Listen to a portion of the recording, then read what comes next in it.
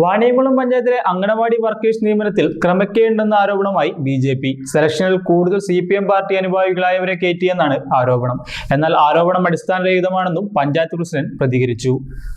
ഒരു അംഗനവാടിയിൽ 2 ജീവനക്കാർ എന്ന രീതിയിൽ പഞ്ചായത്തിലെ 33 അംഗനവാടികളിലേക്ക് 66 പേരെയാണ് തെരഞ്ഞെടുത്തത്.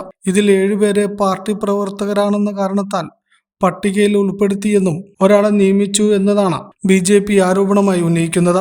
പഞ്ചായത്ത് പ്രസിഡന്റിന്റെ മരുമകളും സഹോദരന്റെ ഭാര്യ മുൻ സ്റ്റാൻഡിംഗ് കമ്മിറ്റി ചെയർപേഴ്സൺ കൂടിയായ വ്യക്തി ഉൾപ്പെടുന്ന 7 പേരെയാണ് സ്വന്തം ഇഷ്ടപ്രകാരം തിരികെ കയറ്റിയെന്നതാണ് ബി.ജെ.പി. ആരോപിക്കുന്നത്.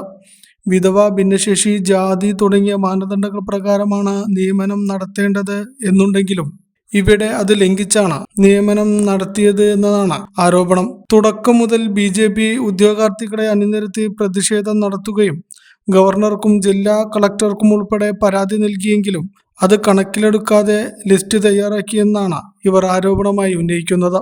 എന്നാൽ ഇതിൽ പഞ്ചായത്തിന് പങ്കില്ല എന്നും ആരോപണങ്ങൾ അടിസ്ഥാനരഹിതമാണെന്നും പഞ്ചായത്ത് പ്രസിഡന്റ് കെ ഗംഗാധരനും പറഞ്ഞു. ഇന്റർവ്യൂ പഞ്ചായത്തിൽ നടന്നത് കഴിഞ്ഞ ആഗസ്റ്റ് മാസം 29, 30, 31, 2 തീയതികളിലാണ്. മെയ് 2 തീയതി, സെപ്റ്റംബർ 2 തീയതികളിലാണ്. ആ തീയതികളിൽ പഞ്ചായത്തിൽ വെച്ചിട്ടുണ്ടാക്കിയിട്ടുള്ള പഞ്ചായത്ത് തലത്തിൽ രൂപീകരിച്ചിട്ടുള്ള ഉദ്യോഗസ്ഥർ ഉൾപ്പെട്ടിട്ടുള്ള panchayat secretary, medical officer, ICDS supervisor, ICDSന്റെ ജില്ലാതലത്തിലുള്ള ഓഫീസർ, ഇവരെല്ലാവരും ഉൾപ്പെട്ടിട്ടുള്ള ഒരു കമ്മിറ്റിയാണ് പഞ്ചായത്ത് തലത്തിൽ ഇന്റർവ്യൂ നടത്തിയത്. അപേക്ഷ ക്ഷണിച്ചതും അതിൻ്റെ നടപടിക്രമങ്ങളെല്ലാം പൂർത്തീകരിച്ചതും സാമൂഹ്യനീതി വകുപ്പിൻ്റെ കീഴിലുള്ള ICDS ആണ്. ഈ പഞ്ചായത്തിൽ ഒരു ഒഴിവാണ് ഉണ്ടായിരുന്നത്. 421 അപേക്ഷകരാണ് വന്നത്. ICDS ആണ് തീരുമാനിച്ചത് ഇവിടെ 33 അംഗനവാടി ഉണ്ട് എന്നുള്ള നിലയിൽ 66 ആളുടെ ലിസ്റ്റ് ഉണ്ടാക്കാൻ വേണ്ടി. അതിനുള്ള ഇന്റർവ്യൂവിൽ പങ്കെടുക്കുകയും നടത്തുകയും മാത്രമാണ്.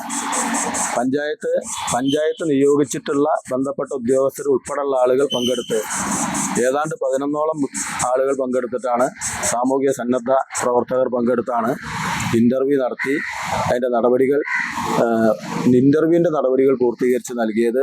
അതിൻ്റെ മാർക്ക്, മറ്റ് ക്രമീകരണങ്ങൾ തുടങ്ങിയതൊക്കെ വരുത്തിയത് ICDS സൂപ്പർവൈസറും ICDSന്റെ നേതൃത്വത്തിലാണ്. ICDS ആണ് അതിൻ്റെ മാനദണ്ഡങ്ങൾ നിശ്ചയിച്ച് ഒരു ലിസ്റ്റ് ഉണ്ടാക്കി അത് പ്രസിദ്ധീകരിച്ച് ആ ലിസ്റ്റിൽ ആദ്യത്തെ ആളെ ഈ പഞ്ചായത്തിൽ നിയമനം നടത്തിയിട്ടുള്ളത്. ബി.ജെ.പിയുടെ ആരോപണങ്ങളൊക്കെ അടിസ്ഥാനരഹിതമാണെന്നാണ് പറയുന്നത്.